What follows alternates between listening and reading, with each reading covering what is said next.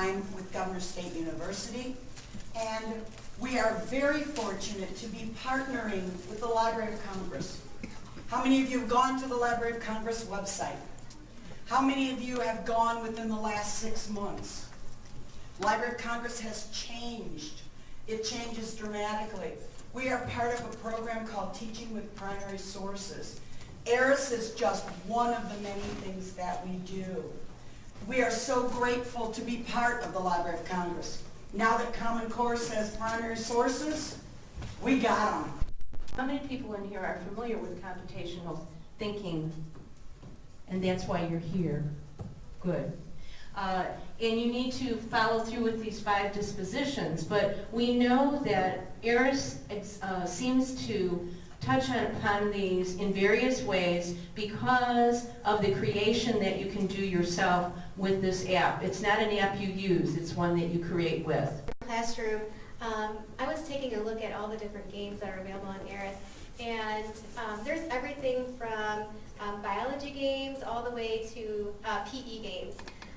Also, museums have jumped on board with ARIS, and they're using mobile devices inside the museum to play an ARIS game to teach students about different things inside the museum. So I think that is just an awesome thing that as students are on a field trip, they're actually using the mobile learning to interact with the exhibits inside the museum. So don't be shy with ARIS. So no matter what you teach, there's something out there for you. And then you can create something on your own. That we pose to our students when they're starting this, or other teachers, would be, what experience do you want the person to have who's holding the iPad? What are they trying to get out of the game? Or what do you want them to learn from it? So if we're building background knowledge, we want them to understand something in particular. Maybe it's just an experience, it's a thinking. You want them to feel empathy during the 9/11. What is it that they're looking for? We're going to add a character. Now a character could be like your tour guide if you're on a virtual tour, or a character could be someone that you talk to along the way. So once we're in this screen here, you can see that I can name my character up here with, it says unnamed character. For example, in our Jackie Robinson game, we meet Branch Rickey. So we created his character. We learn about the letter that Jackie wrote to him, etc. Along with the character, you can add an icon picker, which would be the picture of the character. So you can upload any picture that you would like in here. And then you can also add a media picker where you can add a video or something like that from YouTube. If you check out our 9/11 video, our students did an awesome job adding video with their characters. For example, they have testimonies from people who survived 9/11. So that was a great experience for them to be able to add that in. All right, so we've named our character. We've given the character a picture. And then we also can have a conversation with our character. As you can see, there's already some script added in, but if you want to add a conversation for the character, all you would do is click the Add button. And then you can see the new conversation here has popped up.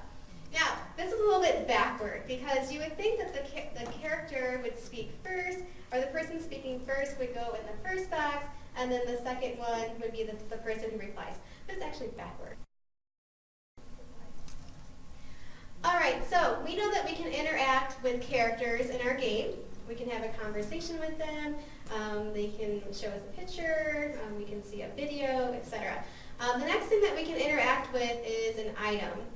So an item is something that you can actually pick up and put inside your inventory, and the player can actually visit the item in the inventory later on. So if you want the student to go back and reflect on some items that they picked up in the game, they can simply go back to their inventory and they can see everything that they have picked up.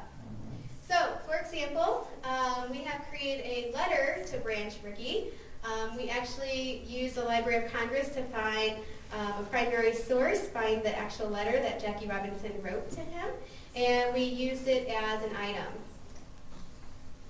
So basically, we would name the item. So we named it Letter to Branch Rickey. and we wrote a description, and then we would save and close. If you think this is just too complicated, don't worry. When you leave today, we're going to give you a digital copy of the manual that the team has written on how to do the things she's showing you.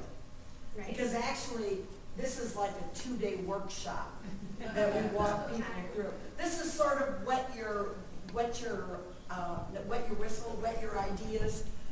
But as you leave, we're going to give you something.